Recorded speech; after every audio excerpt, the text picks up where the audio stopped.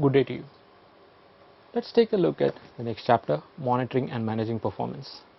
You selected the best people, they trained, they're ready for the job. Now, how are you going to evaluate their performance? How are you going to monitor them? What are the performance standards? How are you going to define the performance standards?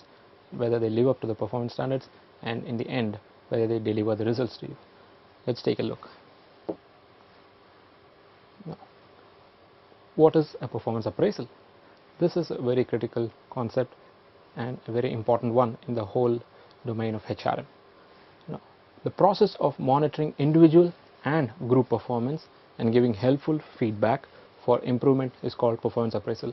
Let us concentrate on the words improvement, feedback and monitoring. Now, the organization has to monitor individual and group performances so that you can improve. There is scope for improvement.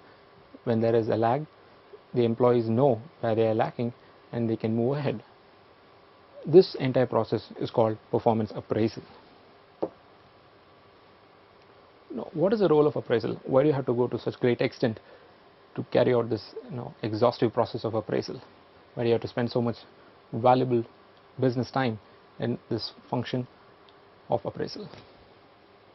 To identify learning and development needs.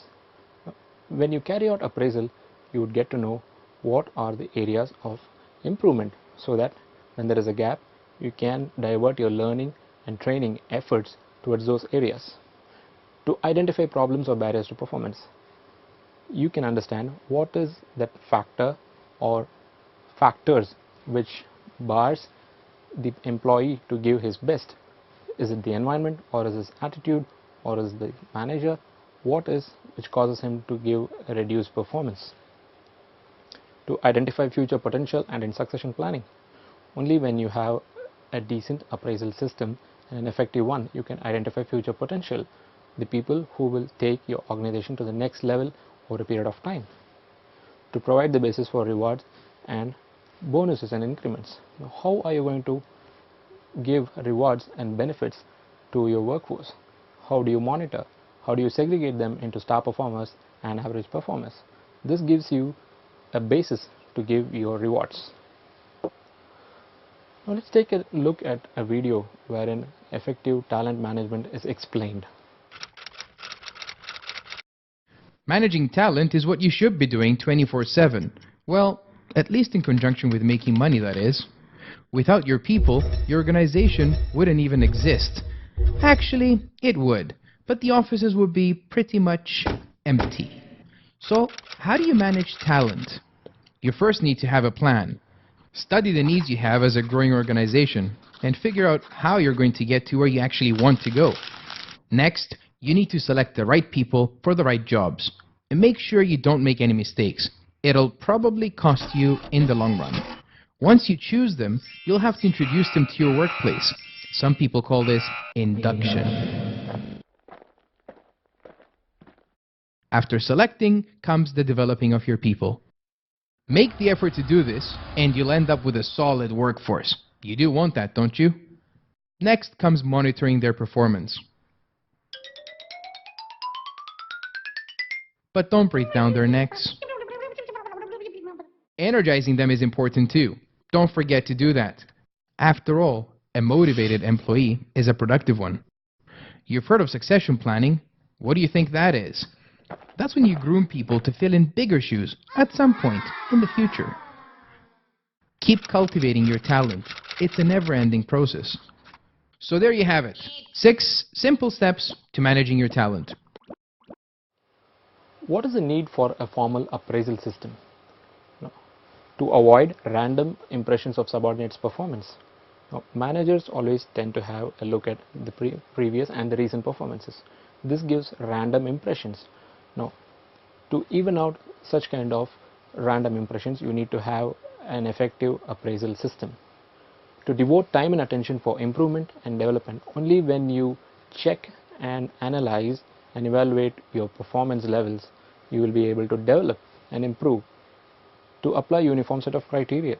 Now, you as an organization, you have to develop and set criteria what is expected of people and what and when and where they should deliver. Now, to provide systematic and constructive performance feedback.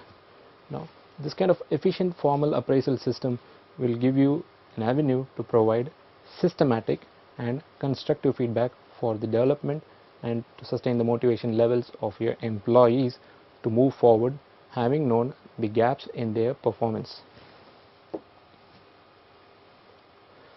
Let's take a look at the systematic approach to appraisal. First is the identification of criteria for assessment.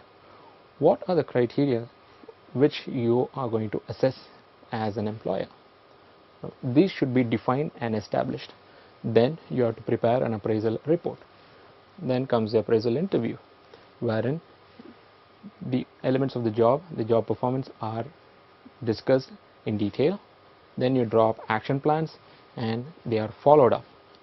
This constitutes your systematic approach to appraisal.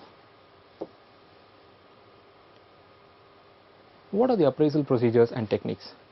Now, personal qualities. The personal qualities of employees are evaluated as part of appraisal. What is the attitude towards customer problems?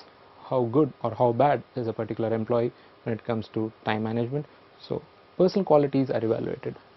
Competence or results based appraisals. What are the competency levels of a particular employee and what are the results which is producing? So, these are evaluated against the set objectives. Now, what are the relevant criteria? Job role or competence descriptions, department or team plans, individually negotiable goals and standards. Now, based on these criteria, you are evaluated as an employee to move on to the next level. Now, reporting methods. The managers are asked to give an overall assessment of their employees. This is a general approach wherein your manager tends to give a brief description about the performance levels of his team members. Guided assessment is a tad better, wherein the manager is asked to assess his subordinates on a particular set of factors, let us say time management or the orientation towards customers. And one level above is your grading assessment. On one particular quality, managers are asked to rate their employees, say from high, medium, low. When it comes to punctuality, say let's say is it high or medium or low. So it is graded. And the fourth is the behavioral incidental methods. Let's say critical incident methods. What are the critical incidents in an employee's performance over a particular period of time which stands out? Either poor behavior or is it good behavior, or how did he support or how did he let down his teammates on particular instances. So this brings out certain qualities of the individual in a situation. These are some of the common reporting methods.